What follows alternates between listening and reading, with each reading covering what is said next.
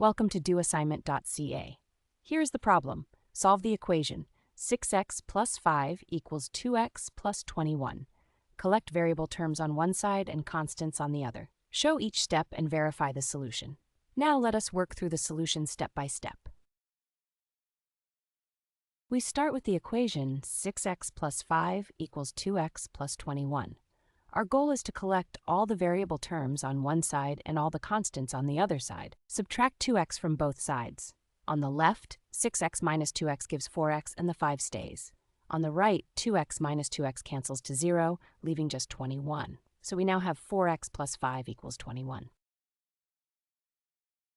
Now subtract 5 from both sides. On the left, 5 minus 5 cancels to 0, leaving just 4x. On the right, 21 minus 5 equals 16, so we have 4x equals 16.